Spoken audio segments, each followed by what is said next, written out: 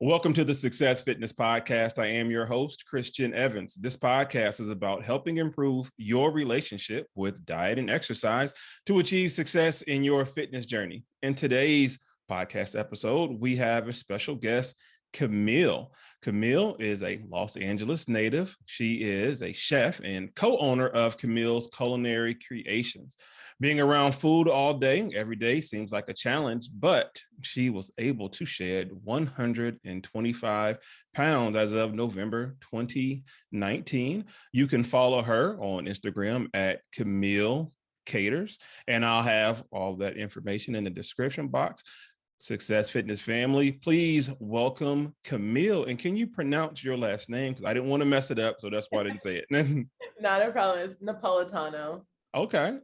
Good to meet you. And good to have you on the Success Fitness Podcast. I came across your photos on Instagram, and I'm always intrigued by anybody who has lost weight and who is just currently still, on their fitness journey, because it is a lifestyle change. It is a lifestyle journey. So tell us more about you, where you're from, and your upbringing in regards to food. So like you said, I'm LA native, born and raised in LA, raised mostly in the Valley. A little of my background, my dad's African American, my mom is Mexican and Italian. So, we got a lot of good food going on all sides there. I was actually raised, kind of eating really healthy. I love vegetables. I love fruit. Some of my friends joke that I'm, kind of crunchy granola, because I could go up and live it in Berkeley, and be perfectly fine, with the way and the lifestyle with food there. But in my 20s, I started a catering company, and I, as we said, I'm around food all day, but my focus is always my clients and wasn't myself. So I really was eating maybe once a day. And so that's a problem. I've found it, in my journey, that most people think that you gain weight just from overeating, but by undereating and being kind of as active and having such a strenuous job as I do, not properly fueling your body is detrimental to your health. And I'm not saying in any way that I was only eating one meal a day and it was the greatest, healthiest meal possible. It was just literally oh my God, I've been cooking for 10, 12 hours. I just need something. You're so tired of cooking. So then what do you end up doing? You hit a drive-through, or, you're just eating processed, just junk. So in 2019, I had, unfortunately, I had 9 family members, and between friends and family, 9 people passed away. The majority of them were elderly and were sick. We knew they were sick. So, it's part of life, dying, but it was just kind of they've been suffering for so long that it's okay, it was their time. But the one passing that really shocked me was my cousin. He had just turned 50 years old. And he, was a type 1 diabetic and had always, had it under control. But, as the family, we didn't know that he was, having some struggles and stuff like that. So his passing was a shock. Then come to find out, he was having some complications and stuff. And while I fortunately never developed diabetes, even in all of my weight gain, his passing just really woke me up into, realizing like, I really got to get my health together, because he had just turned 50 years old and, and passed. So that was a major wake up call for me, that I needed to focus on myself and self-care and properly feeding, myself. I got you. That, and condolences, and because that is tough. And that reminds me of, I went through something similar. I went through like 3 passings. Well, yeah, three major passings in probably about 4 or 5 year span. It was my mother, my grandmother, and then my cousin. And my cousin was like a brother to me. And he was heavy set, he was overweight. I know he suffered from sleep apnea, from what I do know. And just when he passed, it was an eye opener, because it was so close, like your peer.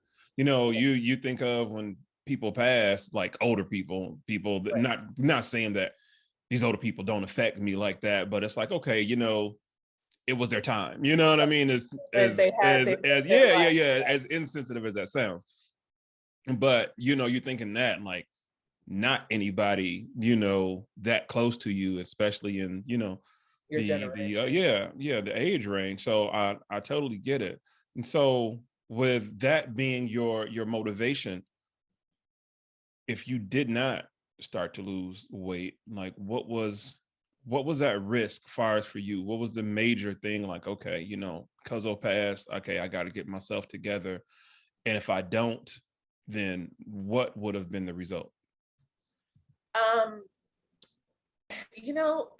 I don't even know. I knew that even before his passing and the other 8 people in my life that all passed within that same year, I had known for a while, like, I need to change how I'm doing this. Growing up, I was an athlete. I mean, starting in like 3rd grade, I was on club soccer teams, and I played, on club teams into my 20s. And then when I was 21, actually, I was diagnosed with what they call it, pseudotumor cerebrae. So it's a benign tumor of the optic nerve, and it, just was causing all kinds of headaches and all sorts of stuff. And that literally sidelined me. I, had been playing soccer, and every time like I'd head the ball, like I would just get such a massive headache, and finally went to the eye doctor thinking like, okay, maybe I need to wear glasses or something like that, and then they give me this diagnosis, and literally it was like, you got to go into the hospital, you got to get, spinal tap, you got to, do all of this stuff. And so, and you can't play any sports right now, and so being so athletic and always, working out and knowing how my body worked that way, suddenly I couldn't do anything, and so like depression kind of set in a little bit. But then, then I built my business, and then, you got stress and all of that, like within your business. And then also I helped, caregive for my grandfather, and so it was just all these things were like piling up, and I'm, realizing like I'm still in my, at the time, like I'm still in my 20s, but it was just like, I need to, like I'm not taking care of myself, and I'm watching cousins and friends and, and they're dating and they're getting married and they're having kids. And I'm just like, I have no time for any of that, because I'm building a business and taking care of my grandfather, and I'm not even taking care of myself, and just, it's interesting kind of how quickly, weight can just pile on without you even paying attention, and it kind of just like, it just got to the point that I was already kind of thinking, like I've got to make some kind of change, and I, and being athletic, it was like, okay, I'm buying kettlebells, and I'm buying, stuff to like have at home so that maybe I can, work out when I find some time. But then like, you're so exhausted and you're so just like worn down that like, how, when, and so that's why the passing was just kind of was just such a wake-up call, because it was like, there's no time but now. I don't know, had I not made the change, like I don't even know, like what would have happened. But in focusing, and then in sorry, and then focusing on myself, I'm now taking care of my health. Like, I'm not only, eating better, I'm also now eating enough to function, and when I first started, I'd always seen those ads, on Instagram or Facebook or, TV or whatever for that app Noom. And that's actually what I started with, because the whole premise of it is, changing your mental relationship with food. And mentality is, kind of the key to everything, right? And so in doing that, the biggest shocker to me was, at the first couple days, you're logging in your food, and I wasn't even hitting 1,000 calories. I was, I was between like 875 and like 900 calories, like 5 days in a row. And to like get my metabolism back going, it wanted me to eat between 2,700 and 3,000 calories. Yeah, and I bet you that was a shocker. Yeah, and I was like, how am I supposed to eat all this food? Right. What is supposed to happen? But then, and as awful as this pandemic has been, it was literally what I needed. Like, as crazy as it sounds, like I needed the world to shut down for me to reset, and because now I don't have a bunch of clients that I need to worry about feeding them, and while I was, living with my mom and my grandfather, because, now all of us are in the house, and, I'm, living with them. And so it was like, all right, well, now I have nothing else to do but cook, kind of thing, and so I just even, I just started making meals, so that we're all eating, 3 meals a day, and eating balanced meals and good protein, and, and vegetables and stuff like that. And actually we all lost weight in the process, because now we're just eating properly. Right. But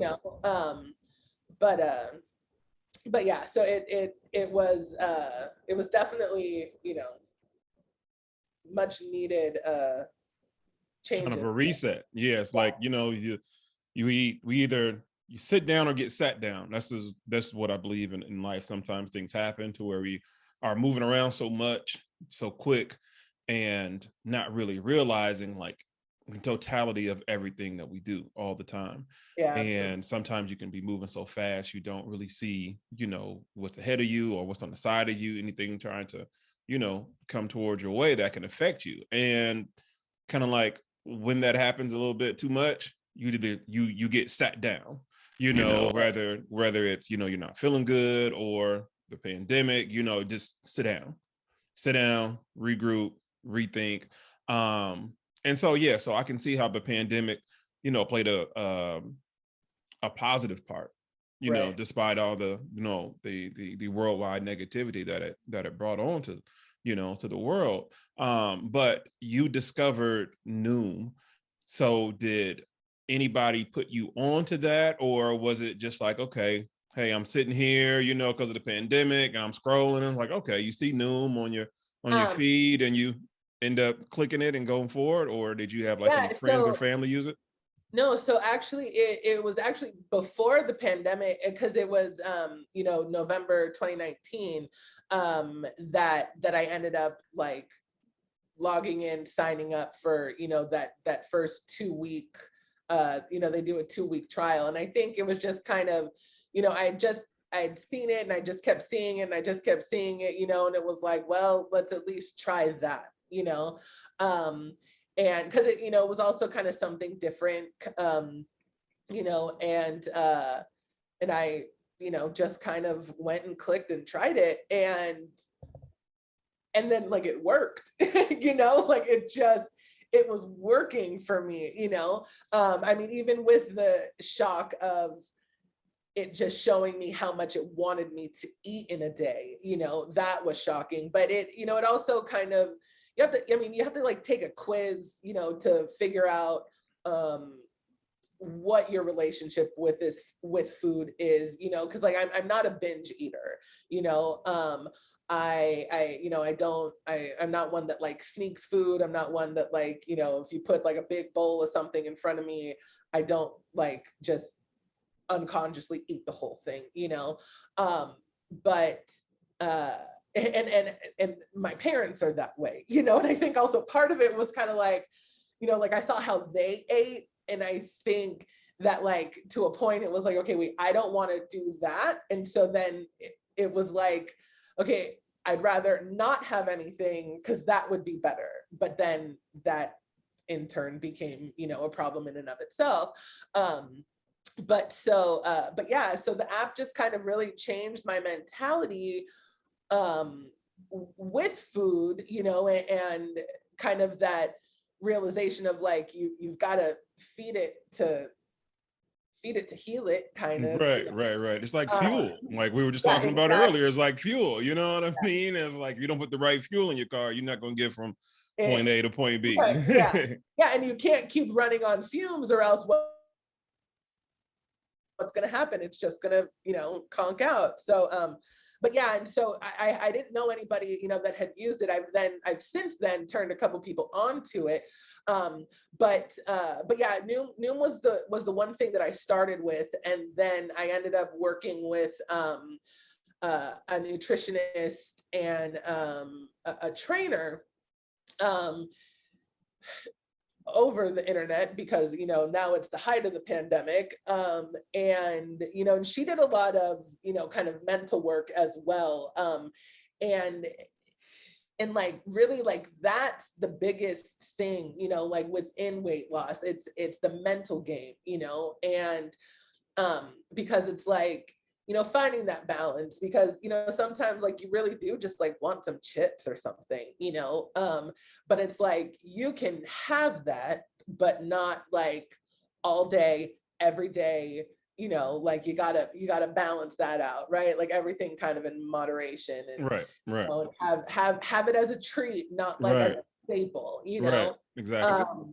And so kind of, you know, mentality shifted a lot, like with her. But then also, you know, and she did, you know, give like workouts and stuff, which was, you know, also helpful. But yeah, that's kind of how I, you know, ended up starting with everything. I got you. So you mentioned your nutritionist. Were they a nutritionist and personal trainer, or did you have to? No, yeah, it was the same. Okay. So was the focus more on your nutrition, or was it the workouts she was programming? What do you think benefited you more? It was definitely, the focus was definitely still on food. Okay. Also partially, you know, because it was the pandemic, you know, and it's like most of her workouts that she had, you know, were you know, included like gym work and stuff. But then I don't even know how I forgot this part. In all of this, I then find out that I have a massive fibroid. And when I say massive, I ended up having to have it removed. And when it was removed, it was the size of a cantaloupe. But I was having problems doing certain moves, and, you know, and doing certain things that like that the trainer wanted me to do, you know, like within workouts, because I'm like, I can't bend over like that. I can't get in this position, you know. And whether it was because it was like shooting pain down my legs, or like weakness in my back, or just even just getting in that position and having something so large in your abdomen, you know, it was just kind of impossible. So my physical focus was mostly like walking, and then when the public pool up the street opened up, I would then swim. like 3-4 times a week. And so it was like, I'd walk like 1 to 2 miles. Then I, ended up getting up to like 3 miles, like unconsciously, it was like, oh, I did this loop and suddenly, Right. oh, that was 3 miles. Okay, cool. Right. But I wasn't doing, I wasn't doing any crazy lifting. I wasn't doing, burpees all day long. You still benefited though. And I think that's very important. I didn't mean to cut you off. I think that image of somebody has to only do grueling workouts for them to get results as far as, their physique or their weight loss. And you just prove that's not true, and it's this image that we're displaying. And I just made a post about this in my Facebook group about, I even have to check myself, and I had to check myself based off of past visuals I was giving out in regards to weight loss transformation, even mine, because it was just only the visual of, hey, I worked out, I was this size, and then after a couple months of working out, how it looked, then I dropped. And that's so far from the truth. You know what I mean? It was like you said, like the nutrition, I'm saying, was more important. And, you lost weight by doing what you could. Like you said, it wasn't no burpees. It wasn't anything extra strenuous. It was challenging for you and far as from where you started, but that is important as far as what you said about, he's like, you know what, I just, I increased it from one mile. Now I'm doing 3, and you know what I mean? And I'm, hey, you know what I'm saying? I saw results. So I think that was very important right there. Yeah. The hardest, and kind of like what I was saying before, like the hardest work is the mentality. And then also in the kitchen, and many people say, that like, I still got a lot of work to do.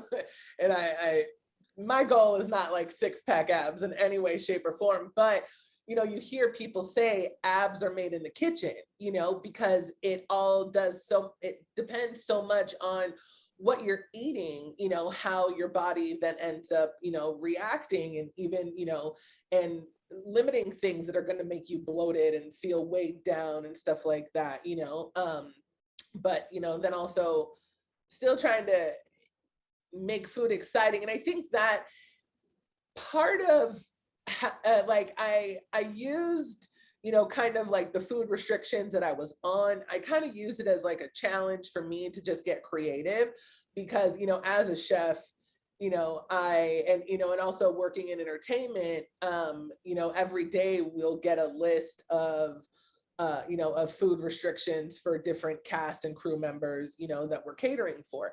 So, making paleo meals was not out of the ordinary for me. Making keto, meals, or, even we've had to count macros for people before, and it's like, I've been doing all of this stuff for others, but now I'm doing it for myself, and then just trying to keep things exciting, and make meals, exciting to eat, because like, I'm definitely one that like gets bored. Like I can't, like, I'm not one that can like meal prep for a whole week and like just eat the same thing all week long. Like I would lose my mind because I would just be so bored, But so it kind of allowed me, like within the restrictions that I had, it was kind of like, okay, how can I make the most of this, so that I'm feeling fulfilled, but also full, and never at any point had I ever felt like I was starving, and like I said, like at first it was like, I don't even know how to get this much food in me, and then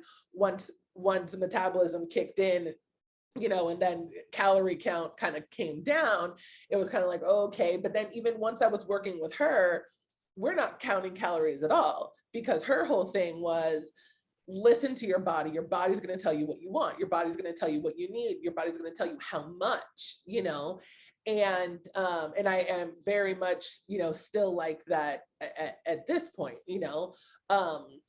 but yeah, it's getting your nutrition down and figuring out how to have that relationship and that connection within your own body, of what it wants, what it needs, and not depriving it, because that's when, binging and things like come, you know, like I like chocolate, but I'm also, you know, like I'm not like, I shouldn't have a chocolate cake, but like if I have a chocolate bar, I could have a couple pieces of chocolate and I'm satisfied, you know, and by giving yourself the little things to just kind of satiate, you know, you're not then completely losing your mind, eating a whole cake, eating a whole, you know, whatever, and like completely blowing your diet because you're so focused on not having. Right. I got you. No, that's very important to pay attention to your body. You know, listen to your body. It's not about starving yourself. It's about just paying attention, just being aware. Two questions. This is a two-part question. One, what was your starting weight? And what was the biggest lesson you learned about yourself during your weight loss transformation? Unfortunately, I don't remember what my starting weight was. And that's just the God's honest truth. It was definitely around like 450 though. But I don't know exactly, because it was one of those, like, you stepped on the scale and I saw it and I was like, holy shit, you know, like, what even is this number? But then in working with, you know, the trainer, I was like, the thought of what someone that weighs that much, you know, and like what they're able to do, I was like, this doesn't make any sense. And she's like, yeah, but every body holds things differently, because you know, you know, at some point I had like, you know, a Fitbit or something, right? And I was just using it while I was working in the kitchen. And literally one day I did 10 miles, just kind of going back and forth and making food and whatever, you know, and just like this zigzag pattern. And the watch is going off like, congratulations, you did it. And I'm like, what? You know, and like, I barely even left this space. But so it's like, you know, like, how can I weigh this much, but then also like be like that active, you know, and like be like this strong or whatever, you know, and that's, I mean, I don't know that it's an awful mentality to have, but it's just like what you think, you know, someone that weighs that much, like what they're capable of, you know, like you see those shows and it's like, you would expect them to like be like bedridden. And I was literally the opposite of that. You know, I was constantly on my feet and going and moving, you know? So yeah, so that was really interesting kind of, you know, in that for me. But yeah, I don't know what that exact number was. I just kind of remember like seeing that, like, damn, all right. I got you. So we gotta get past this, you know? Right. So what was the biggest lesson that you learned just about yourself during that time?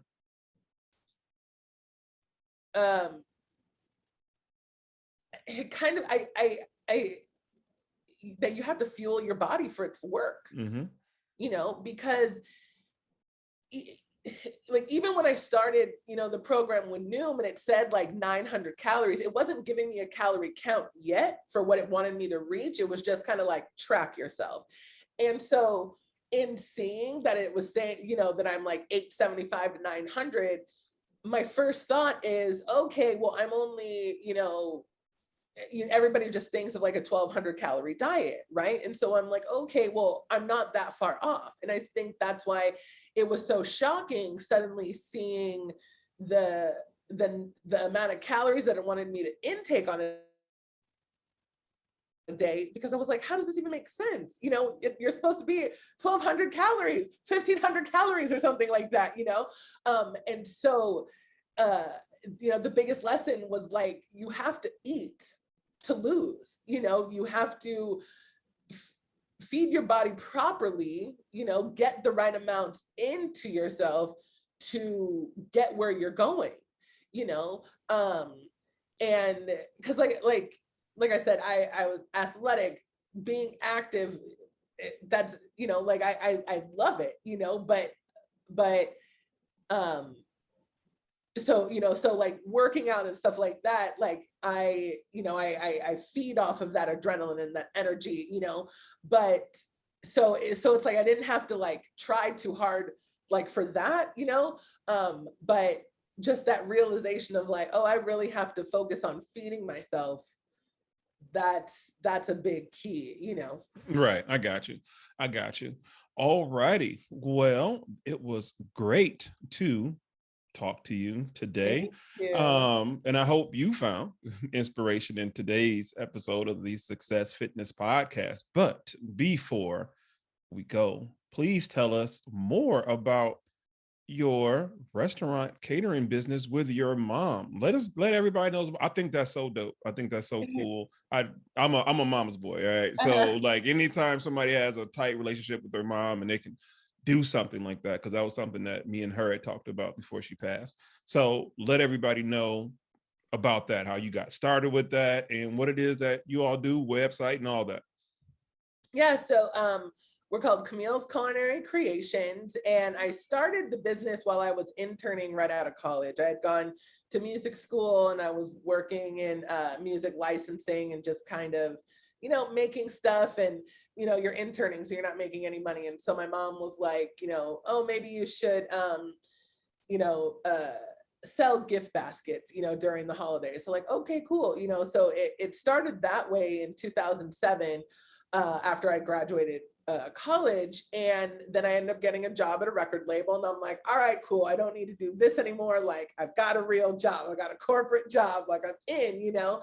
And then the recession hit and I lost my job, and it was right before the holidays. And so my mom was like, okay, and she's always run businesses. So she was just kind of like guiding me and was like, okay, well, maybe it's the holidays, let's do, try and do those baskets again. And there's lots of teachers in my family, and my aunt was telling me that her aide was going to sell at some church boutique. And so she's like, my aide said that you can share her table and you can sell your gift baskets or sell your items. It's like, oh, cool, great.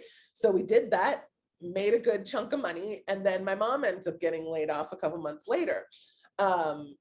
Actually like right in February as the year turned. And so then she was like, all right, well, I don't have a job. You're kind of doing this, but it's the recession. No one's hiring. We gotta make our own opportunity here. And she got us into farmers markets, and we started selling these baked goods that I was doing in baskets. Now we're selling them individual at farmers markets. And I'm much more of a chef. My mom's much more of a baker, because I like to just kind of be free with my ingredients, versus like everything has to be exact. And listen, baking, no, it's like you said, it's just too restrictive. It's like, no, I need to do a little bit of this and a little bit of that. And when somebody asks me, he's like, well, how'd you make that? I'm like, I don't know, I put a little bit of this and a little bit of that. But yeah, you're right. Baking, you have to be precise. And I'm like, yeah. And so I was kind of like getting a little bit bored of it. So then we kind of just changed our banner that we had at the farmers market to say, we also do food and we do catering.